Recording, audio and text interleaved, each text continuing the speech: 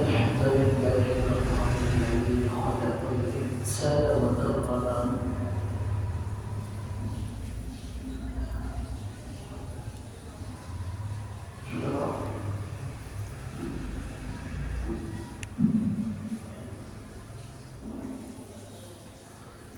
إن الحمد لله الذي خلق الإنسان وكرمه وقدمه من البيان ما لم يعلم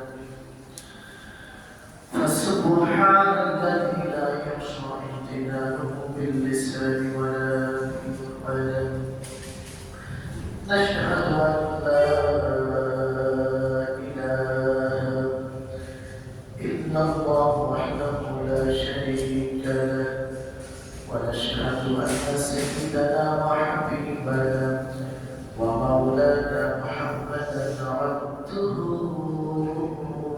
ورسوله الذي أرسله بالحق بشيرا ونذيرا وداعيا إلى الله بإذنه وسراجا وقمرا منيرا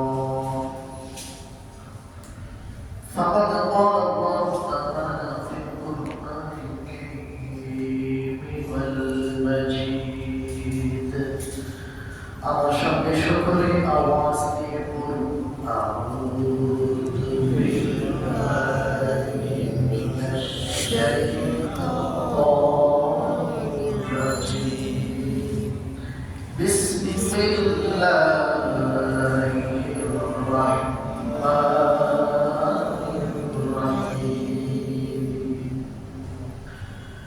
شهر رمضان الذي أنزل فيه القرآن الله أكبر بسم الله الرحمن الرحيم إن الله وملائكته يصلون على النبي يا أيها الذين آمنوا صلوا عليه وسلموا تسليما وحبتها واستيقظ اللهم صل على سيدنا مولانا محمد وعلى آل سيدنا مولانا محمد وعبد أرقى واستيقظ اللهم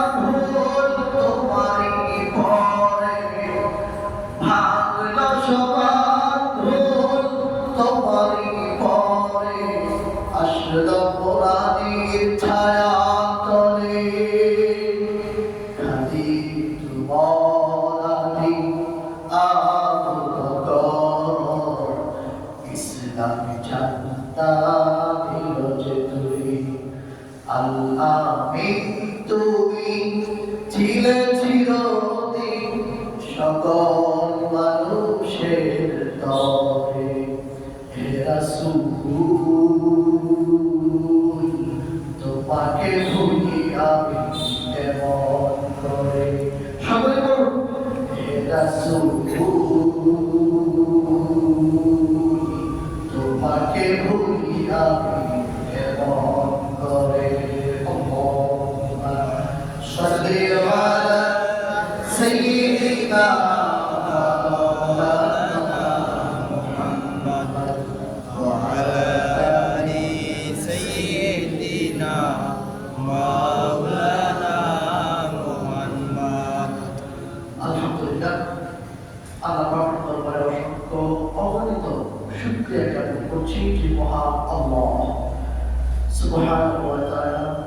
আপনাকে আমাকে আল্লাহর রহমতে আশা বসা যে সুবর্ণ সুযোগ করে দিয়েছেন এই জন্য আমরা সকলে আওয়াজ দিয়ে শুকরিয়া কালিমাত শুকর আমরা আদায় করছি সকলের হৃদয়ে গভীর থেকে আওয়াজ করে এক বাক্যে মহব্বতের সঙ্গে আওয়াজ দিয়ে পড়ছি আমরা সকলেই আলহামদুলিল্লাহ আলহামদুলিল্লাহ সকলে আরো তুলে পড়ুন আলহামদুলিল্লাহ আলহামদুলিল্লাহ সকলে পড়ুন রব্বানা লাকাল হামদ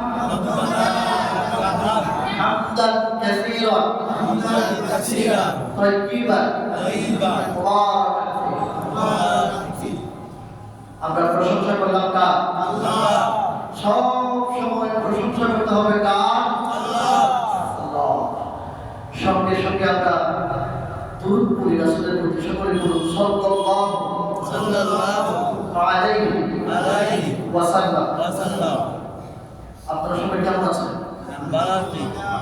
আমি সকালবেলা একটা সাহাবীকে সকালবেলা একটা সাহাবী জীবন কেমন কাটলো জিজ্ঞেস করতেছে যে আজকে তোমার সকালবেলা কেমন গেল জিজ্ঞেস করতেছেন কে রাসূল সাল্লাল্লাহু আলাইহি ওয়াসাল্লাম লোকটা বলতেছে জি রাসূল ভালো কেটেছে দ্বিতীয় পাইটা আবার প্রশ্ন করলেন আজকে সকাল তোমার কেমন গেল লোকটা আবার বলতেছে জি ভালো গিয়েছে তৃতীয়বার আবার প্রশ্ন করা হলো আজকে সকাল তোমার কেমন গিয়েছে লোকটি আবার উত্তর দিল জি হুজুর ভালো গিয়েছে চতুর্থবার fourth last and final রাসূল জিজ্ঞেস করলেন আজকে সকাল তোমার কেমন গিয়েছে তারপর উত্তর দিলেন জি আলহামদুলিল্লাহ আজকে সকালটা আমার ভালো গিয়েছে চিৎকার দিয়ে সুবহানাল্লাহ রাসূল বললেন তোমার মুখ থেকে আলহামদুলিল্লাহ ভালো গিয়েছে এই কথাটা শোনার জন্য আমি তিনবার তোমাকে প্রশ্ন করলাম সুবহানাল্লাহ এই জন্য আপনাদের জিজ্ঞেস করবো আপনারা কেমন আছেন যে ভালো আছি এই কথাটা আপনারা বলবেন কি আলহামদুলিল্লাহ আলহামদুলিল্লাহ ভালো আছি কি বলবেন আলহামদুলিল্লাহ দেখেন রাসূল মুখ থেকে কিভাবে আল্লাহ প্রশংসা বের করে নিয়ে আসছেন রাসূল বললেন তোমার মুখ থেকে আলহামদুলিল্লাহ কথা শোনার জন্য তিনবার তোমাকে প্রশ্ন করব এই জন্য আপনি যদি কেউ বলে আজকের খাবার দিয়ে সাথে কেমন হয়েছে আপনি কি বলবেন না ভালো হয়েছে বলতে ভালো হয়েছে কিন্তু ভালো হয়েছে আগে লাগিয়ে দিবেন আলহামদুলিল্লাহ ভালো হয়েছে সুবহানাল্লাহ এই জন্য আমি আপনাদেরকে প্রশ্ন করলাম আপনারা সবাই কেমন আছেন আপনাদের উত্তর কি হবে আলহামদুলিল্লাহ কি হবে আলহামদুলিল্লাহ আমি আপনাদের আবার জিজ্ঞেস করি আপনারা সবাই কেমন আছেন আলহামদুলিল্লাহ আলহামদুলিল্লাহ ভালো আছি শুধু এই ক্ষেত্রে না আপনাকে যখনই যে মানুষ প্রশ্ন করবে ভাই বিয়ের সাথে খাইছো কেমন হয়েছে বলবেন আলহামদুলিল্লাহ ভালো হয়েছে আজকে রাত্রেবেলা ঘুম কেমন হয়েছে বলবেন আলহামদুলিল্লাহ ভালো হয়েছে আজকে সকাল বিকাল তোমার কেমন গিয়েছে আলহামদুলিল্লাহ ভালো গিয়েছে বিদেশ তুমি 10 বছর থাইকে আসলা এই 10 বছর তুমি কেমন কাটাইলা জি আলহামদুলিল্লাহ ভালো কাটাইছি সুবহানাল্লাহ পারলাম মানুষ যখন কোনো কিছু জিজ্ঞেস করবে আমরা আলহামদুলিল্লাহ বলে উত্তর শুরু করব ইনশাআল্লাহ। সবার শুনি আজকে আপনাদের সম্পর্কে আলোচনা করব রমজান কি। বলুন বলুন কি নিয়ে? রমজান সম্পর্কে আমাদের জানা দরকার আছে না নাই? আর একদিন পরে আমাদের কাছে হাসিল হয়ে যাবে সেই সম্মানিত মাস, যে মাসের জন্য আমরা বিগত 2টা মাস আল্লাহর কাছে দোয়া করতেছি। কি বল? আল্লাহুম্মা বারিক লানা ফি রাজাব ওয়া শাবান জাল্লিলনা।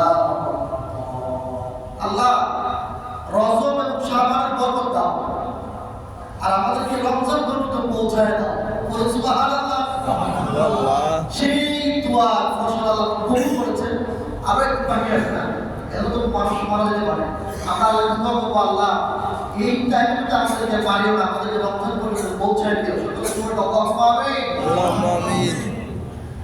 আমরা তো করি রজব মাস আসলে কিছু পূর্ববর্তী বড় বড় নেককারগণ সালিহগণ তারা দোয়া করতেন রমজান মাস আসার 6 মাস আগে থেকে। কয় মাস আগে থেকে?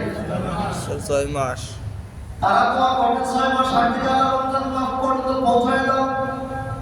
রমজান যখন চলে যাইত, রমজান চলে যাওয়ার পর 6 মাস পর্যন্ত আল্লাহর কাছে দোয়া করতেন আল্লাহ রমজানকে কাটাইলাম সেই ইবাদত করছি তারাবিহ করছি, সালাতুল লাইল, তারাবিহ নামাজ এটা বললাম, 5 ওয়াক্ত নামাজ পড়লাম, যাকাত দিলাম, ফিতরা দিলাম, মানুষের উপকার করেছি, কোনো কাজ বন্ধ করি নাই, রমজানকে ভালোভাবে কাটাইছি। আল্লাহ যে ইবাদত করতে করলাম আল্লাহ আমার এই ইবাদতের দিকে আমার করতে গেলে তুমি কবুল করে দিও। তারা 6 মাস পর্যন্ত দোয়া করতেন। বলো 6 মাস আর 6 মাস কত মাস হলো? 12 মাস। তার মানে রমজান যাওয়া, রমজান থেকে যাওয়া, তারা বলবে 6 মাস দোয়া করতেন আল্লাহ সেই ইবাদত করেছি কবুল করে দিও। 6 মাস শেষ আর হলো 6 মাস রমজান আসা, তোমরা দোয়া করতেন আল্লাহ রমজান পর্যন্ত আমাদেরকে পৌঁছায় দিও। সুবহানাল্লাহ। কি রমজান এত এত কেন, এত দোয়া কেন?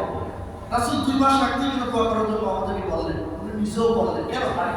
এর মানে কি? এর মানে অন্য কিছু না, এর মানে হচ্ছে আমল। বলো বলো এর মানে কি? আমল। আমল বলো এর মানে কি? সিজন আছে না প্রত্যেকটা জিনিসের। বলো না ধানের সিজন আছে না, আমের সিজন আছে না, ফল ফলানোর সিজন আছে না। এই সময় ধান উৎপাদন বেশি হয় ধানের সিজনে, আমের সিজনে আম পাওয়া যায়, আঙ্গুরের সিজনে আঙ্গুর পাওয়া যায়, সস্তায় পাওয়া যায়। আপনারা কি বলেন? এই যে কমলার সিজন কেন 150 টাকা কেজিও কমলা পাওয়া যায়, কিন্তু কমলার সিজন যখন চলে যাবে 300 টাকা তো পাওয়া যাবে। মনে লাগে যেটা এখন আপনি সহজে পাইলেন ওইটা আপনি পাবেন, কিন্তু সে দামে পাইতে হবে, সহজে পাইতে। কমলা সিজনে 150 টাকা, এই জন্য রমজানের দাম বেশি। আমি কি বুঝতে পেরেছি আপনাদেরকে? এই জন্য আমরা রমজানকে হেলায় ফেলায় আমরা কাটাবো না। রমজান আসতে দিন, চাঁদ করতে দিন, আমরা আমল শুরু করতে ইনশাআল্লাহ।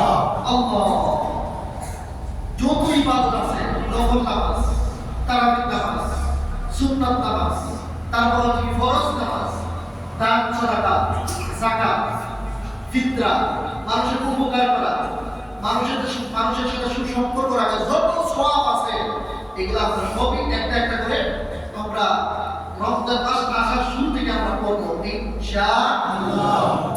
এখন প্রশ্ন করা হবে, হুজুর রমজান মাস আসলে ফায়দাটা কি, ফজিলত কি, গুরুত্ব কি? আল্লাহ সুবহানাহু ওয়া তাআলা কোরআনে বলেন, শাহরু রমাদানাল্লাযী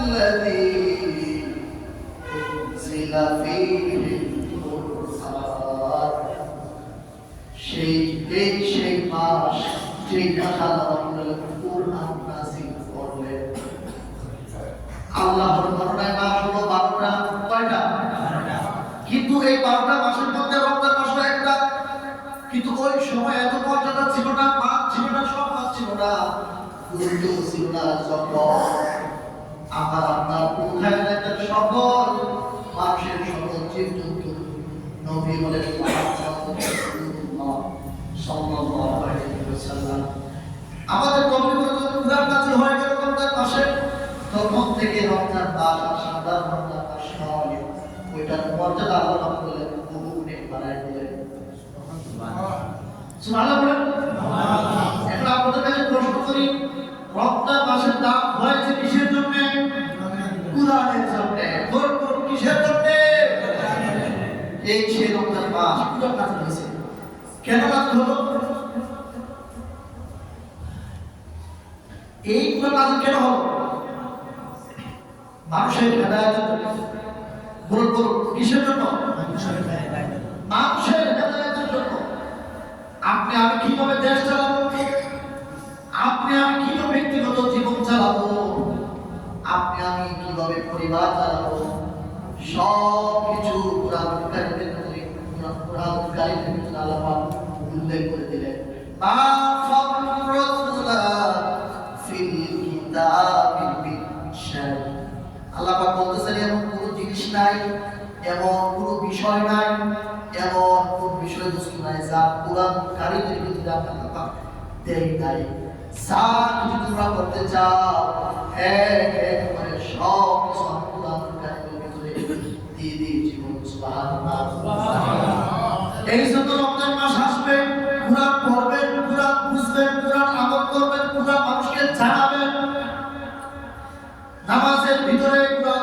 কারীম পাঠ করা ফরজ তেলাওয়াত করা কি কেরাত করা কি বলবো কেরাত করা কি ফরজ কিন্তু কেরাত কি বিশুদ্ধভাবে না অশুদ্ধভাবে শুদ্ধভাবে পড়তে হবে রাসূল বললেন লাইসা মিন্না মান লাম ইয়াতাকাল্লা বিল কুরআন সেই উম্মত সেই মানুষ কোরআন কারীমকে সহিভাবে সুন্দরভাবে বিশুদ্ধভাবে কোরআন পাঠ করবে না রাসূল বললেন সে আমার উম্মতি না নাউজুবিল্লাহ বলেন না কত বড় ডেঞ্জারাস কথা আপনি তো বুঝতে পারছেন রাসূল কি বলছেন লাইসা মিন্না সে আমার উম্মত না মান লাম ইয়াতাকাল্লা বিল কুরআন যে কোরআনকে সুন্দর করে পড়ে না বিশুদ্ধভাবে পড়ে না এই জন্য কোরআন কারীম আমরা যারা ভালো করে পারি না এই রমজান মাসে আমরা ভালো করে শিখবো যারা ভালো করে পারি আরো কিভাবে ভালো করা যায় আমরা শিখবো রাসূল নিজে কোরআন কারীমের পাঠ যখন রমজান মাস আসতে রমজান মাস আসতো রাসূল নিজে জিবরাইলের কাছে কোরআন শোনাতেন সুবহানাল্লাহ আপনি কি বুঝতে পারছেন আমরা মনে করি বুঝুন আপনারা মানে আসলে এরকম আরেকবার রাসূল নিজে জিবরাইলের কাছে কোরআন শোনাতেন রাসূল যদি শোনাতে পারে আপনারা শুনলে সমস্যা আছে আপনি কাঁচা সমস্যা নাই আপনি হাফসা সমস্যা নাই এরপর আরেকদিন শোনা এটা কোনো সব আছে না নাই শোনা এই জন্য আমরা যারা ভালো করে পারি আরো কিভাবে ভালো করা যায় ওইভাবে কোরআন কারীম আমরা শিখবো তেলাওয়াতটা সুন্দর করে আমরা করতে পারতে ওইভাবে শিখবো ইনশাআল্লাহ এরপর শুধুমাত্র শিখলেই হবে না কোরআন কারীম যখন শুদ্ধভাবে তেলাওয়াতটা হয়ে যাবে এরপর পরে আপনার যে দ্বিতীয় নাম্বারের দায়িত্বটা সেটা হলো কোরআন কারীম নিজে ভালো করে বুঝবে অর্থ সহকারে ইন্না আনসালনাহু কুরআনান আরাবিয়্যান লাআল্লাকুম তা'কিলুন আমি কোরআন কারীম আরবি ভাষায় নাযিল করা মানে হলো যাতে মানুষ আকল কাটাইতে পারে বুঝতে পারে আপনাদের কাছে আমার প্রশ্ন কোরআন আরবি ভাষায় নাযিল হওয়ার কারণ কি বুঝার জন্য বলবো কোরআন আরবি ভাষায় নাযিল হওয়ার কারণ কি বুঝার জন্য কোন কিসের জন্য এমন প্রশ্ন করে হুজুর উই আর বাংলাদেশী আমরা তো হলাম বাংলাদেশের মানুষ কিন্তু আমরা তো আরবি বুঝি না সৌদি আরবের ভাষা হলো আরবি এই জন্য আরবি ভাষা নাযিল করে কোরআন কিন্তু আমরা হলাম বাংলা ভাষাভাষী লোক বাংলা হলো কোরআন নাযিল করতে পারতেন আরে ভাই না নবীজি যেহেতু আরবি ভাষাভাষী লোক ওই দেশের মানুষরা ছিল আরবি ভাষাভাষী লোক, তাদেরকে বোঝানোর জন্য আল্লাহ সুবহানাহু ওয়া তাআলা আরবি ভাষায় কোরআন নাযিল করলেন। এখন বলবেন হুজুর আরবি তো আল্লাহর ভাষা, আখিরাতের ভাষা, জান্নাত জাহান্নামের ভাষা, আমরা বাংলায় কিভাবে বুঝবো? পৃথিবীতে যত ভাষা আছে, বাংলা, ইংরেজি, পর্তুগিজ, স্পেনিশ, ফরাসি, আরবি, উর্দু, ফার্সি, যত রকমের ভাষা আছে, সকল ভাষার স্রষ্টাকে আল্লাহ পাক বললেন আর-রাহমান আল্লামাল কুরআন খালাকাল ইনসান আল্লামাহুল বায়ান। এই যে আল্লামাহুল বায়ান, কথা বলার যোগ্যতা, বয়ান করার যোগ্যতা, মানুষের সাথে আলাপ করার যোগ্যতা শিখিয়েছেন কে? আপনি বাংলা ভাষাভাষী মানুষের সাথে কথা বলেন, আপনার কথাটা আবার বুঝে এই সুন্দর ব্যবস্থা করে দিয়েছেন কে? তার মানে বাংলা ভাষা কার সৃষ্টি? এখন আমাদেরকে বাংলা ভাষায় কথা বুঝতে হবে। কি ভাষায় বুঝতে হবে? বাংলা ভাষা।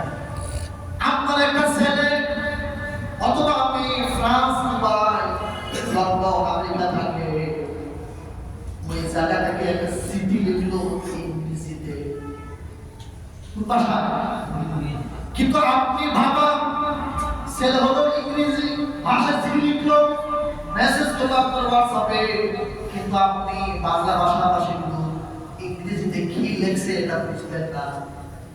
আপনি যখন মেসেজটা পাইবেন আপনি পাগল করা হয়ে যাবেন। ছেলেটার আজকে 1 বছর ধরে পাওয়া যায় গেল না, হঠাৎ করে আমার ছেলে একটা সিটি পাঠাইলো হোয়াটসঅ্যাপে, কি আছে কি লিখছে এটা বোঝার জন্য পড়ার জন্য আপনি পাগল করা হয়ে যাবেন। যদি সন্তানের প্রতি আপনার মায়া থাকে, মহব্বত থাকে, আওয়াজ দেব ঠিক কিনা? না আপনার করার জন্য আগ্রহ থাকবে না। আপনার ছেলের প্রতি মায়া থাকে, সিটিতে কি লিখছে আপনি পাগল করা হয়ে যাবেন না? আরে ভাই আপনার ছেলে 1 বছর করে সিটি লিখলো, এটা পড়ার জন্য আপনি পাগল করা হয়ে যাবেন। ইংরেজিতে লেখা কিন্তু বুঝেন না, আপনি দৌড় মেরে চলে যাবেন কোনো একটা কলেজে, কোনো একটা ইউনিভার্সিটিতে, অথবা আপনার গ্রামের ইংরেজি শিক্ষিত মানুষের কাছে। ইংরেজি শিক্ষিত মানুষের কাছে যাওয়ার কারণ কি? যে ভাষায় ইংরেজিতে লেখা, যিনি ইংলিশ ম্যান আছে, ইংরেজি টিচার আছে, ইংরেজি বুঝে, ওই ঘরের মানুষের কাছে গিয়ে বলবেন ভাই আমার ছেলে আজ থেকে প্রায় 1 বছর আগে চলে গেল, কিন্তু তার বুঝ পাইলাম না। 1 বছর পরে একটা সিটি লিখলো, কি লিখলো? ইংরেজিতে লিখলো, বুঝি না, আমাকে বুঝায় না। আপনারা বলবেন কি বলবেন না? বলবেন কি না? ঠিক তদুর পর আল্লাহ পাক কুরআন নাযিল করেছে কোন ভাষায়? আরবি। আর আমরা কোন ভাষাভাষীর লোক? বাংলা। এখন আপনি বলবেন হুজুর নিজ থেকে প্রশ্ন করবেন, কুরআন কারীম যে ভালোভাবে বাংলায় আমাদেরকে বোঝাতে পারে তার কাছে দৌড়বেন, চলে যেতে হবে। হুজুর বুঝাই দেন, আল্লাহ পাক আরবিতে কি বললেন বুঝাই দেন। আমি একটা আয়াতে কারিমা তেলাওয়াত করি সূরা ফুরকান থেকে। وقال الرسول يا ربي إن قوم اتخذوا هذا القرآن مهجورا। সূরা ফুরকান থেকে তেলাওয়াত করলাম, কিছু বুঝছেন? উত্তরটা না, কিছু বুঝছেন? আমি বুঝলে বলেন কিছু বুঝছেন? কেউ বুঝেন নাই? এখন বাংলা বুঝাই নেই, বুঝাবো। কুরআনুল কারীমের 25 নম্বর সূরা, সূরার নাম সূরা ফুরকান। এই ফুরকানের 30 নম্বর আয়াত আল্লাহ পাক বললেন কাল কিয়ামতের ময়দানে, হাসরের ময়দানে, وقال الرسول يا ربي, রাসূল আল্লাহর কাছে অভিযোগ পেশ করবেন, মামলা দায়ের করবেন। কি দায়ের করবেন? মামলা। ওয়াইকার মামলা আল্লাহ কি হয়? মামলা। আর রাসূলের বলেন প্রতি মানুষের বুঝে বলেন কি কি বলো? মামলা। মামলা। সবাই বলুন কি? মামলা। রাসূল আল্লাহর কাছে মামলা পেশ করবেন। وقال الرسول يا ربي, হে আমার রব, ইন্না আও ইত্তাখাযু হাযাল কুরআন মাহজুরা, যে কুরআন পৃথিবীর মানুষের হেদায়েতের জন্য আপনি পাঠাইছেন, এই কুরআন শুধুমাত্র মানুষ শুধু ওই তাকের উপর রেখে দিয়েছেন, মসজিদের বক্সের ভিতর রেখে দিল, এই কোরআনের ভিতরে যা অসংখ্য অগণিত বিধান আইন আমি দিয়েছিলেন বই, মানুষ তো এই বিধান খেয়াল করে নাই।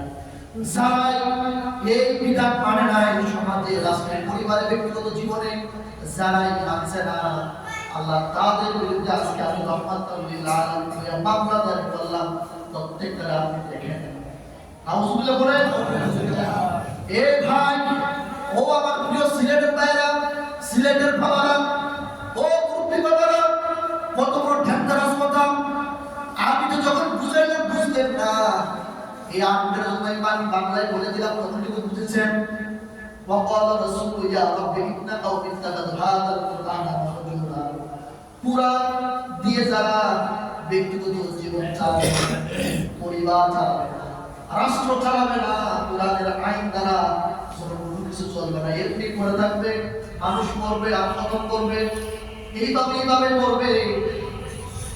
সমাজের মধ্যে কোনো কাজে লাগবে না কুরআন, রাষ্ট্রের মধ্যে কোনো কাজে লাগবে না কুরআন। আল্লাহ রাসূল বলেছেন কাল কিয়ামতের ময়দানে আমি আল্লাহর কাছে মামলা দায়ের করব যারা কুরআন নিয়ে বাতিল করে রেখেছে। একটা আয়াত নিয়ে বুঝাইলাম, এইভাবে কুরআনুল কারীমের ৬৬৬ বর্তমানে আরেকখানা রিওয়ায়াত আছে ৬২৩৫টা। আর যত আয়াতই হোক, এই প্রত্যেকটা আয়াত আপনার আমার জন্য বুঝা হলো ফরজ। ও প্রিয় ভাবারা, কুরআনের মাস চলে এসেছে। প্রথমত আমরা কুরআন ভালো করে তেলাওয়াত করব, শুদ্ধভাবে। শুদ্ধ হয়ে গেল, এরপরে কুরআন বুঝার চেষ্টা করব ইনশাআল্লাহ। বুঝা যখন হয়ে যাবে, আরেকজনকে বুঝাবো, আরেকজনকে যখন বুঝানো হয়ে যাবে, এরপরে সমাজে, রাষ্ট্রে, সব জায়গায় এর বিধিবিধান কায়েম করব ইনশাআল্লাহ। নাইলে কিন্তু ধরা আছে ভাই, আসল ময়দানে আপনি ধরা খাইবেন, আমি না বলে আপনি ধরা। কুরআনকে মনে করে এমনি আসছে, একটা ফরজ ইবাদত করলে ৭০টা ফরজের সব কি এমনি দিবে না। কুরআন যদি এই ভাষা আসছে, কুরআন বুঝবে। আপনি আমাকে বললেন হুজুর এই কাজটা করেন, আপনি গ্রামের সম্মানিত মানুষ, কিন্তু আপনি সম্মানিত মানুষ হওয়ার পর আপনার কথাটাকে আমি গুরুত্ব দিলাম না, আপনি আমার বিরুদ্ধে যাবেন না। আপনি বলবেন আমি মুসলিম মানুষ, আপনাকে বললাম, এটা পারলেন না, আপনি আমার প্রতি রাগ করবেন না। আল্লাহ রাব্বুল আলামিন কুরআনুল কারীম নাযিল করে দিয়ে বলছেন মানো, কুরআনুল কারীম মানো। আমি শুধু বললাম মানলাম না, আল্লাহ রাগ করবেন না, বলেন না কেন? কুরআন সব জায়গায় কাজে লাগে ভাই। কুরআন কি কুরআন পেয়েছি ভাই। তারাবির নামাজে হাফেজ সাহেব তেলাওয়াত করে, কিন্তু কি করে অধিকাংশ মানুষ বুঝি না। আপনাদের হাতে পায়ে ধরে যেই পাড়া হাফেজ সাহেব তেলাওয়াত করবে, ওই দিন ওই পাড়াটা বাংলায় বুঝে তাফসীর করে ওরা ২৪টা ঘন্টা আয়াত করে আসবে ইনশাআল্লাহ। মানে তো ইনশাআল্লাহ মনে করে ১৫তম পারা পড়বে, ১৫তম রমজানে, কথা ওই ১৫ পারাটা তিনি রাতে তেলাওয়াত করবে, ওই রাতের আগে আপনার ওই পারাটা একবার পুরো পারা সকালে বিকালে রাতে সেরিং করে, সেরিং আগে একটু করে পুরো এক পারাটা সুন্দর করে বাংলায় বুঝবেন। আল্লাহ কি বুঝাতে চাইছেন বুঝবো তো ইনশাআল্লাহ ভাই। ইনশাআল্লাহ বাংলায় কোরআন আছে না, উচ্চারণ কিন্তু বাংলায় করবেন না, জাবাল আছে, বড় শুনে উচ্চারণ বাংলায় করবেন না, অর্থ তাফসীর বাংলায় করবেন, বুঝবেন। আর উচ্চারণ করতে হাজার ভুল বাংলায়। আপনি উচ্চারণ করতে পারেন না, উচ্চারণ করবেন না, শুধু বাংলা করবেন, অর্থ কি বলছে আল্লাহ। কারণ তো ইনশাআল্লাহ ভাই আমাদের পর্দা, আমাদের ব্রেইন খুলে যাবে, আমাদের ব্রেইন খুলে যাবে। সম্মানিত সুধী, যে কথা বলছিলাম, কুরআন কারীম রমজান মাস নাযিল হয়েছে, এই পুরো রমজানটা আমরা কুরআন বই হিসাবে আমরা কাটাবো ইনশাআল্লাহ। আপনি মারা যাবেন, কবরে ৩টা প্রশ্ন করা হবে, যদি কেউ পারে ৩টা প্রশ্ন, তাকে আরেকটা প্রশ্ন করা হবে। কথা হলো, যে পারবে না এই শেষ কাজ শুরু, আর যে পারবে তার জন্য আরেকটা প্রশ্ন। আপনি বললেন মসজিদের পাশে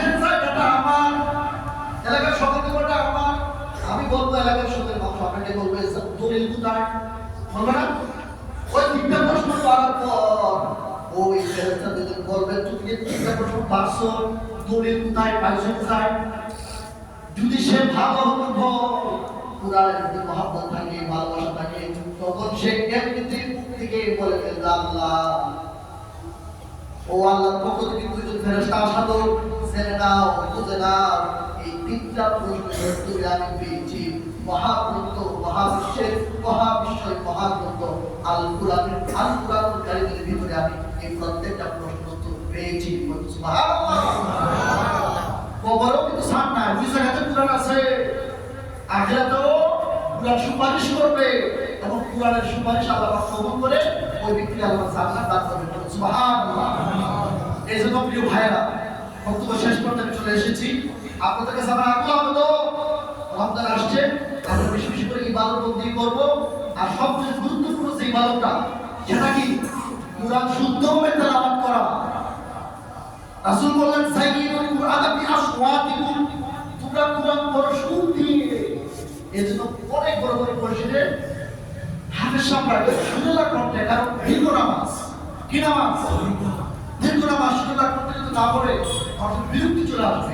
এই যে প্রতিযোগিতার মাধ্যমে ইন্টারভিউর মাধ্যমে ভালো ভালো কণ্ঠে অধিকারী সুন্দর কণ্ঠে পড়ে এই জন্য হাফেজ সাহেব বিরক্তি দীর্ঘ নামাজ তারা পড়ে, আর হাফেজ সাহেবরা সুন্দর কণ্ঠ দিয়ে তেলাওয়াত করে পেছনে যারা থাকে শুকুরের সুরটা যখন আসে কানের মধ্যে খুব ভালো লাগে, নামাজ পড়তেও খুব ভালো লাগে। এই জন্য রাসূল বললেন তোমরা কুরআন পড়ো সুর দিয়া। সুবহানাল্লাহ বলেন না, সুরের পক্ষে রাসূল সুবহানাল্লাহ বলে আপনি সুবহানাল্লাহ আযীম। এই জন্য আমরা সুন্দর কণ্ঠ দিয়ে কোরআন তেলাওয়াত করব, তারপর হচ্ছে আমরা কোরআন পড়ব, নিজে শুদ্ধ করে শিখব, নিজে আমরা বাংলায় আমরা অনুবাদ শব্দটা সুন্দর করে আমরা লিখব ইনশাআল্লাহ। রাসূল বলেন কোন ব্যক্তি যদি রাতে দাঁড়াইয়া মান সামা বাদার ঈমানা ওয়া ইহতিসাবা গুফিরা লাহু মা তাকাদ্দাম মিন যামবি, রাসূল বলেন সারাদিন যে রোজা রাখলো রাতে দাঁড়াইয়া যে কিয়াম করলো, একটা মান সামা বাদার ঈমানা ওয়া ইহতিসাবা, আর একটা হাদিসে মান কামা বাদার ঈমানা ওয়া ইহতিসাবা, সারাদিন রোজা রাখলো রাতে তারাবি করলো গুফিরা লাহু মা তাকাদ্দাম মিন যামবি, তার জীবনের সকল গুনাহ আল্লাহ মাফ করে দেবেন। সুবহানাল্লাহ। রমজান মানে হচ্ছে আপনার গুনাহকে মুছে ফেলা, সারকার করে দেওয়া, একদম পরিষ্কার করে দেওয়া, মসমসে বানিয়ে ফেলা। মোবাইলের মধ্যে ডিলিট অপশন আছে না, আপনি যখন 5টা ফটো তুললে 5টা কেটে দিবেন, কোথায় টিপ দিতে হবে? ডিলিট অপশনে। কোথায়? ডিলিট। রমজানের ডিলিট। রমজান আসছেই আমাদের গুনাহগুলো যেগুলো আছে এগুলো সব মুছে ফেলার জন্য। এই জন্য ভাই আমরা সারাদিন রোজা রাখবো, রাতে তারাবি নামাজ পড়বো, আরো যে ফরজ নামাজ আছে ফজর যোহর আসর মাগরিব এশা জামাতের সঙ্গে আমরা আদায় করবো ইনশাআল্লাহ। অনেক মানুষ টিটকারি দেয়, রমজান আসার পরে কেউ দাঁড়িয়ে রাখে নামাজে পাঁচক তো আসে কেন ও রমজানের মুসল্লি আল্লাহর রাস্তায় কি বলে টিটকারি দিবেন না? কারণ রমজান আসছেই মানুষকে পাপের কাছ থেকে ফিরাইয়া ভালো পথে আনার জন্য। তা আপনি তো ওকে নিরুৎসাহিত করতেছেন ভাই। কোন দাঁড়িয়ে রাখছে রমজানে আপনি তাকে বলেন ও আপনার দাঁড়াচ্ছে কেটে দিবা না, যা রাখছে আপনাকে উৎসাহিত করে। রমজান আসছে মানুষকে ঘুরাইয়া ঠিক করার জন্য, তা আপনি এগুলো এইভাবে আপনি তাকে নিরুৎসাহিত করবেন না ইনশাআল্লাহ। আরেকটা কাজ বলে দেই, ইফতার এবং সেহরি নির্ধারিত টাইমে করবেন। অনেকে আছে ইফতার নিয়ে বসে থাকে, আযান করার পরে খায় না, এটা রাসূল নিষেধ করেছে। আযান করতে দেরি, আপনি ইফতার করতে দেরি না।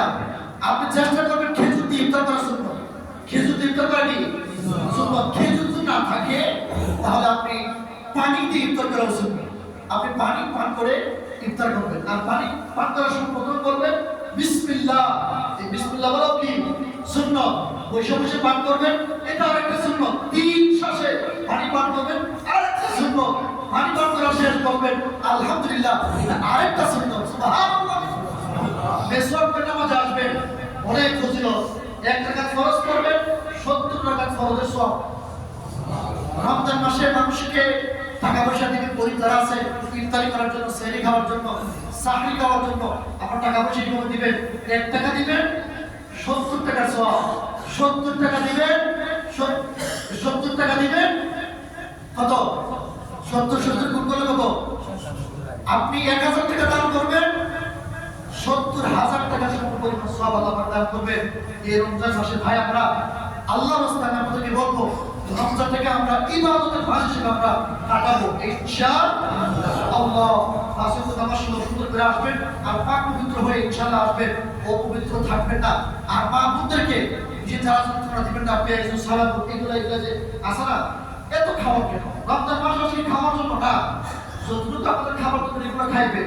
দেখা গেছে কি জোহরের পর থেকে শুরু করে মা বোনরা ইফতার বানানো এটা একবারে সন্ধ্যা পর্যন্ত চলে না, এটা ঠিক না, এটা ঠিক না। কম কিছু বাজার থেকে নিয়ে আসবেন আমাদের এনার্জির জন্য। তারপরে এসএমসি স্যালাড যেটা আছে এটা আপনি খেতে পারেন শক্তি এনার্জির জন্য। অনুষ্ঠানের জন্য আবার চাপাল আছে, তো আপনারা এইগুলো কাটাবেন। মা বোনদেরকে কাজের মধ্যে সেই সময় ইফতারের সময় কাজের মধ্যে সহযোগিতা করবেন, সব দিবেন কে? আল্লাহ।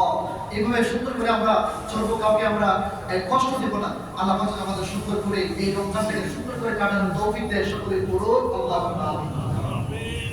একজন দোয়া চেয়েছে বারোপাড়া বাসিন্দা যারা বাদশা মিয়া, ওনাদের জন্য আপনি দোয়া করবেন। যত্ন করেছে আল্লাহ যেন ভুল ত্রুটি মাফ করে দেয়, সবটুকু যেন ওনার জিন্দা মুর্দা ওনারা যারা মারা গিয়েছেন প্রত্যেকের কবর আমরা পৌঁছায় দেন। সকলে বলুন আল্লাহুম্মা আমিন। এছাড়া অনেক মানুষ দোয়া চেয়েছেন, আমরা একে অপরের সকলের জন্য আমরা দোয়া করবো। আল্লাহ যেন রমজান মাস আর একদিন বাকি, আগামীকাল শনিবার দিবাগত রাতে ইনশাআল্লাহ, যেহেতু আগামী 29 তারিখ, এরপরে তো আবার হতে পারে, তো সম্ভাবনা বিষয় হচ্ছে আগামীকাল দিবাগত রাতে, শনিবার না আগামীকাল শনিবার দিবাগত রাতে ইনশাআল্লাহ তারাবি হতে পারে। যদি 29,000 আর 30,000 মাস আবার এরপরে দিন, তবে সম্ভাবনা বিষয় হচ্ছে আগামীকাল দিবাগত রাতে। আপনারা 4 দেখার চেষ্টা করবেন, 4 দেখে রোজা রাখবেন ইনশাআল্লাহ। আর একটা কথা বলি, আমাদের এই কাইসুল্লাহ জামে মসজিদে দারুল কিরাত মসজিদিয়া ফুলতলি ট্রাস্ট প্রতি বছরটা এই বছরও আলহামদুলিল্লাহ হবে। আমি বলবো আপনাদেরকে, আপনাদের সন্তানদেরকে কাউকে যদি স্কুল কলেজ মাদ্রাসা সম্ভব আপনারা আপনাদের সন্তানকে পাঠাই দেবেন, যত বড় হোক পাঠাই দেবেন। আপনি নিজেও চলে আসবেন। আমি কমিটিকে, আমি মসজিদ কমিটি সহ বা ধর্মের যে কমিটি আছে এই কমিটিকে আমি একটা পরামর্শ দেবো। আমাদের অনেক বৃদ্ধ বাবারা আছে, তারাও চেষ্টা করতো একটা টাইম করে ওনাদেরকে কিভাবে পড়ানো যায়, একটা টাইম করে ওদেরকে সবক দেওয়ার জন্য আমরা চেষ্টা করবো ইনশাআল্লাহ। আর একটা কথা, আমি ব্যক্তিগতভাবে বিভিন্ন মাসাইল শরীয়তের বেসিক জ্ঞান নিয়ে আমি একটা কোর্সের ব্যাপারে আমি করতেছি। যারা করতে চান আমার সাথে যোগাযোগ করবেন ইনশাআল্লাহ। আল্লাহ পাক আমাদের সকলকে কবুল করুন। রমজান মাসটাকে আমরা পুরান বই হিসেবে আমরা কাটাবো ইনশাআল্লাহ। আল্লাহুম্মা আমিন। ربنا ظلمنا أنفسنا وإن لم تغفر لنا وترحمنا لنكونن من الخاسرين। আল্লাহ সুবহানাহু ওয়া তাআলা দীর্ঘক্ষণ রমজান মাস নিয়ে মানুষের সামনে আলোচনা করলাম। রমজান মাসটা যেন আমরা পুরানো যে চালাইতে পারি, আল্লাহ থেকে আমাদেরকে তৌফিক দাও। আল্লাহ সুবহানাহু ওয়া তাআলা দয়া করে মায়া করে আল্লাহ, যে সমস্ত মানুষেরা আগে আগে আসছেন কোরআন থেকে কথা শোনার জন্য, প্রত্যেকটা মানুষকে হজ করার সওয়াব তুমি দান করে দাও আল্লাহ। আর মাত্র একদিন বাকি আল্লাহ, আর মাত্র একদিন বাকি আল্লাহ। তুমি একদিনের ভিতরে আমাদের কাউকে আল্লাহ পারিও না আল্লাহ। আমাদেরকে রমজান পর্যন্ত হায়াত দানকে বাড়ায় দিও আল্লাহ। রমজান মাসে আসার সাথে সঙ্গে যে আল্লাহ আমরা ইবাদতে ঢুকতে পারি, আল্লাহ আমাদেরকে তৌফিক দিও আল্লাহ। অনেক মানুষ দোয়া চেয়েছেন আল্লাহ এই রমজানটাকে সুন্দর করে কাটানোর জন্য। বাদশা মিয়া দোয়া চেয়েছেন, আল্লাহ কুরআন খতম করেছিলেন, তার কুরআন খতম করে আল্লাহ মঞ্জুর করে দেন আল্লাহ। আজকের বাবু জনাব মোহাম্মদ সংগ্রাম মিয়া, আল্লাহ উনি ওনার স্ত্রীর জন্য আল্লাহ অনেক আমার কাছে দোয়া চায়, এলাকার মানুষের কাছে দোয়া চায় আল্লাহ। উনি ওনার স্ত্রীর জন্য আল্লাহ দোয়া চেয়েছেন, আল্লাহ ওনার স্ত্রীকে আল্লাহ তুমি জান্নাত নসিব করে দেন। এমনি ভাবে যত মানুষ এই এলাকা, এই 4টা গ্রামের যত মানুষ অন্ধকার কবরে আছেন আল্লাহ, প্রত্যেকটা মানুষকে আল্লাহ যারা অন্ধকার কবরে গেছেন আল্লাহ তাদের বিগত জীবনের সকল গুনাহ আল্লাহ মাফ করে দাও। প্রত্যেকটা কবরকে আল্লাহ তুমি জান্নাত বানায় দাও আল্লাহ। আজকের জনাব মোহাম্মদ দুলাল মিয়া, আল্লাহ তাআলা একটু মানুষ অসুস্থ, আল্লাহ দোয়া চেয়েছেন আল্লাহ। আজকে জুমার মুসিলা করিয়া আল্লাহ সেই অসুস্থ ব্যক্তিকে আল্লাহ সুস্থতার সঙ্গে নিয়ে খায় বাড়ায় আল্লাহ। আমাদের এলাকার মধ্যে প্রত্যেকটা মানুষ যারা আমরা জিন্দা আছি আল্লাহ সকলকে কুরআন অনুযায়ী আমরা সব কিছু ভাইজান আমাদেরকে তৌফিক দাও। এলাকার বৃদ্ধ বাবারা যারা আছেন আল্লাহ প্রত্যেকটা মুরব্বী বাবাদেরকে সুস্থতার সঙ্গে নামাজ পড়ার তৌফিক দাও। আর যারা যুবক ভাইরা আছে আল্লাহ যুবক ভাইদেরকে আল্লাহ ইসলামের জন্য, আল্লাহ দেশের মানুষের কল্যাণের জন্য, সমাজের মানুষের কল্যাণের জন্য, আখিরাতের জন্য আমাদের প্রত্যেকটা যুবককে আমাকে সহ আল্লাহ সকলকে আল্লাহ কবুল আর কবুল করে দাও। ওয়াসাল্লাল্লাহু তাআলা আলা খায়রি খালকিহি মুহাম্মাদ ওয়া আলা আলিহি ওয়া আসহাবিহি আজমাইন। আল্লাহ রাব্বুল আলামিন আমার নানা নাই নানার কবরটাকে তুমি জান্নাত বানায়া দাও। দাদা নাই দাদি নাই আল্লাহ তাদের কবরটাকে জান্নাত বানায়া দাও। শ্বশুর নাই শ্বশুর কবরটাকে জান্নাত বানায়া দাও। আব্বা মা জীবিত আছে মা আমার হায়াত তৈরি বানায়া দাও। হায়াতের সাথে সুসম্পর্ক করার তৌফিক দাও। আল্লাহ আমরা যারা জুমাতে উপস্থিত হয়েছি আজকের জুমার ফজিলত দিয়া এই জুমাতে আমাদের উপস্থিত হয়েছে আল্লাহ আমাদের সকলকে তুমি মাফ করিয়া দাও। ওয়াসাল্লাল্লাহু তাআলা আলা খায়রি খালকিহি মুহাম্মাদিন ওয়া আলা আলিহি ওয়া আসহাবিহি আজমাইন। মরণের সময় আমাদের প্রত্যেকের জবানে ঈমানের কালিমা জারি করে লা ইলাহা ইল্লাল্লাহ মুহাম্মাদুর রাসূলুল্লাহ সাল্লাল্লাহু